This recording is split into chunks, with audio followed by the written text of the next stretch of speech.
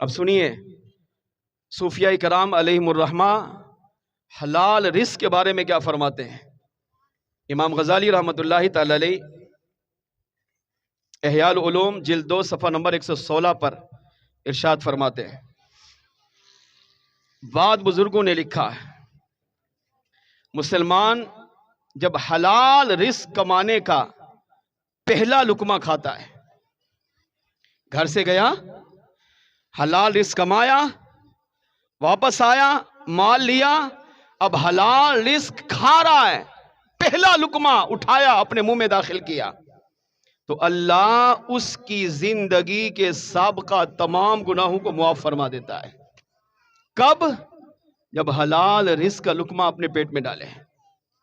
Number 2 فرمایا جو شخص حلال رزق کی طلب میں ذلت کی جگہ پہ کھڑا ہوتا ہے،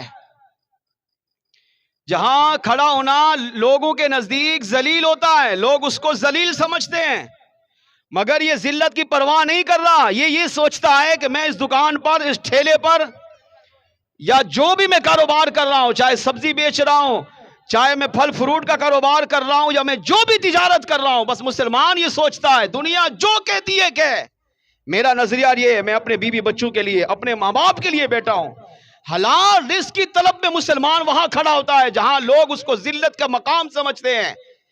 تو امام غزالی علیہ رحمہ فرماتے ہیں پہلا فائدہ یہ کہ اللہ اس کی زندگی کے سارے گناہ معاف کر دیتا ہے۔ نمبر 2 فرمایا اس کے بدن سے گناہ اس طرح جھڑ جاتے ہیں جس طرح سوکھے درخت سے اس کے پتے جھڑ جاتے ہیں، کہ درخت سوکھا ہوا ہو اور اس کو تھوڑا سا آپ ہلائیں، حرکت دیں تو سارے پتے اس کے گر جاتے ہیں، اس طرح جھڑ جاتے ہیں۔ فرمایا اسی طرح جب مسلمان ذلت کی جگہ پر کھڑا ہو کر وہ اس ذلت کی پرواہ نہیں کرتا مگر اپنے ماں باپ کے لیے، اپنے بیوی بچوں کے لیے حلال رزق کی تمنا کو لے کر وہاں پر کھڑا ہوتا ہے، اللہ گناہ بھی معاف فرما دیتا ہے اور درخت کے پتے جھڑنے کی طرح اللہ اس کے گناہوں کو بھی معاف فرما دیتا ہے۔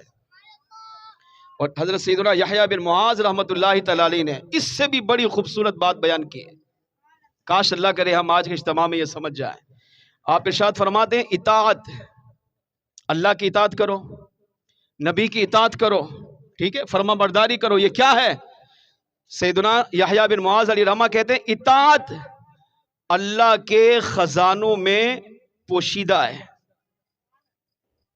اب خزانہ ہے اطاعت، مگر کیا ہے؟ پوشیدہ۔ اب اس کو کھولیں گے کیسے؟ تو سیدنا یحییٰ بن معاذ کہتے ہیں اطاعت کرنا، حکم ماننا، یہ اللہ کے خزانوں میں پوشیدہ ہے اور اس کی چابی دعا ہے۔ کھلے گا کیسے؟ دعا سے۔ اچھا دعا کیا ہے؟ چابی، اور چابی کے اندر دندانے ہوتے ہیں، دندانوں کا پورا ہونا بھی ضروری ہے۔ اگر آپ کے پاس چابی ہے، آپ تالے میں ڈال رہے ہیں مگر تالا نہیں کھل رہا، سمجھ لیں یا تو چابی غلط ہے یا چابی کا دندانہ خراب ہے۔ جب تک چابی کا دندانہ درست نہیں ہوگا آپ تالا کھول نہیں سکتے۔ آپ فرما دیں اطاعت یہ اللہ کے خزانوں میں پوشیدہ ہے، اس کی چابی دعا ہے اور چابی کے دندانے یہ حلال رزق کمانا ہے۔ بندہ حلال رزق کمائے گا، یہ چابی کے دندانے ہیں۔ پھر فرماتے ہیں اگر چابی کے دندانوں میں سے ایک دندانہ بھی صحیح نہ ہو تو یہ ہر مسلمان سمجھتا ہے کہ تالا نہیں کھلے گا۔ جب تالا نہیں کھلے گا تو اطاعت والے خزانے تک بندہ پہنچ نہیں پائے گا۔ اطاعت تک کیسے پہنچے گا؟